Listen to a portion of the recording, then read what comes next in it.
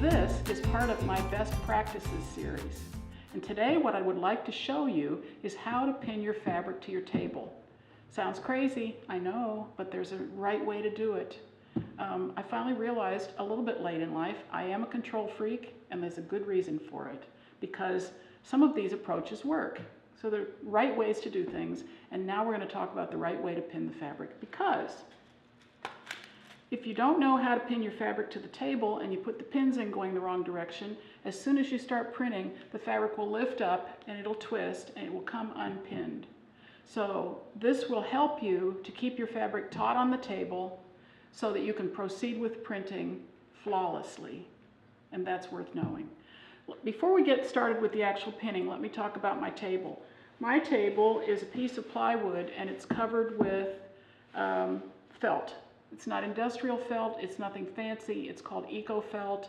I buy it at Joann Fabrics, sometimes I get it online from them, and basically it's the only gray felt that's got a little bit of a fleck in it is how you identify it, because sometimes it's called polyester felt. Anyway, any felt will work, but basic felt, 2 layers. That makes a nice thickness.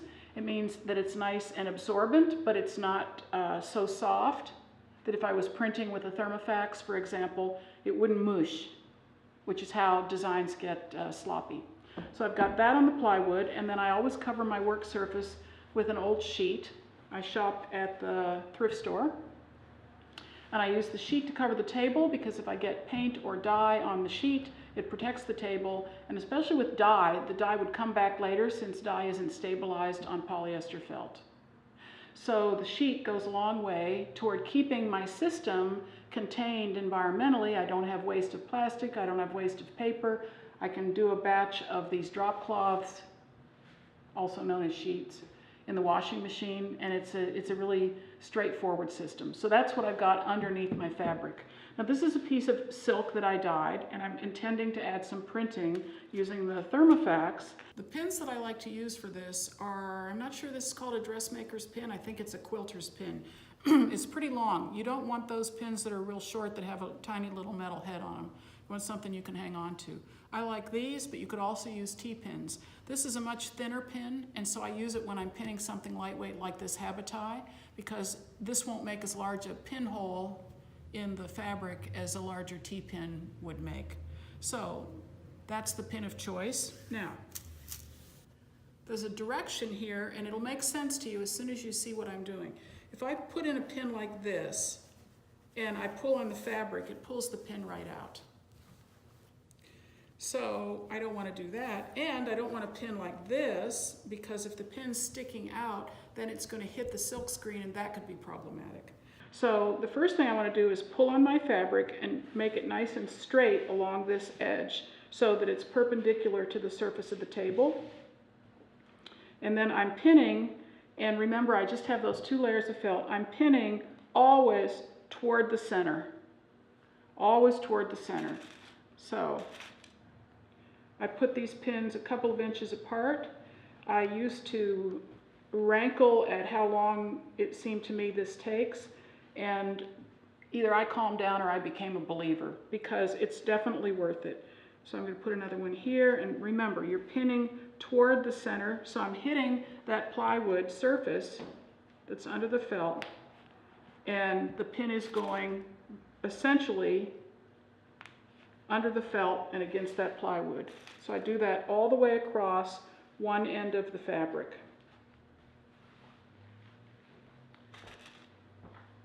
Just like that.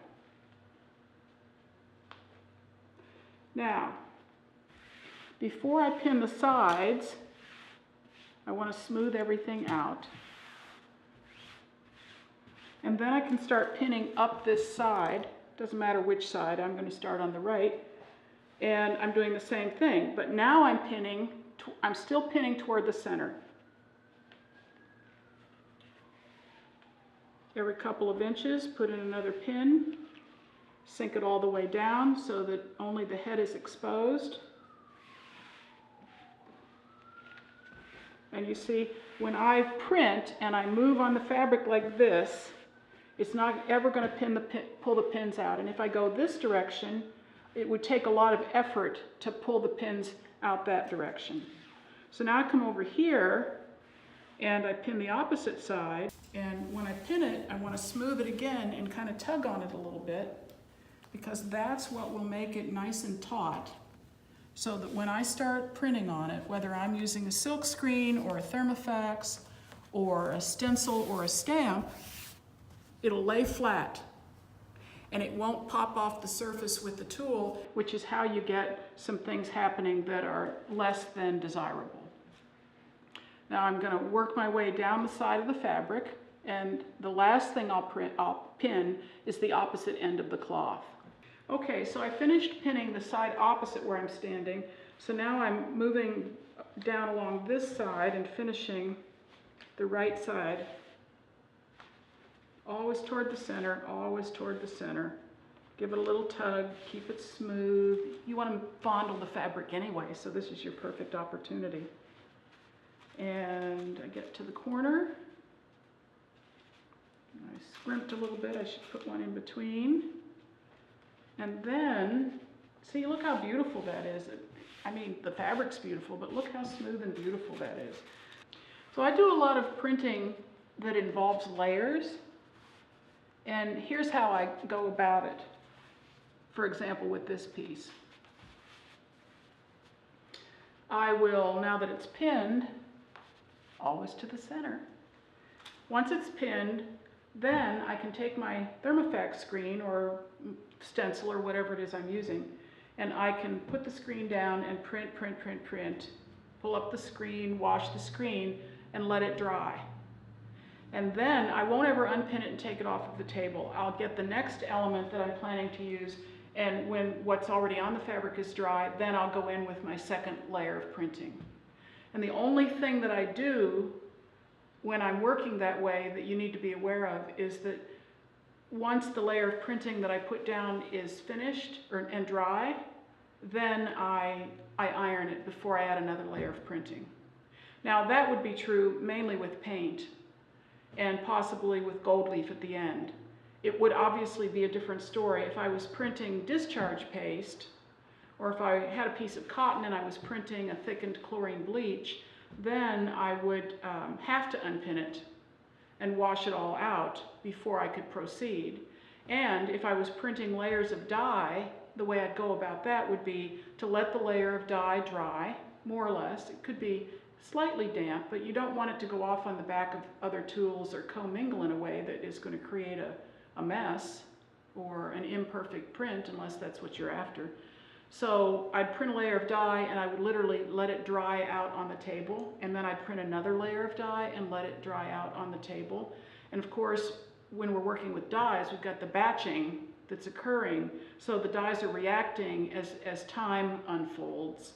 And ideally, if I had 5 layers of dye, each of which had been printed one on top of the other on a piece of fabric like this, when I printed the very last layer, then I'd walk away from the fabric and I'd leave the whole thing probably overnight, to tell you the truth.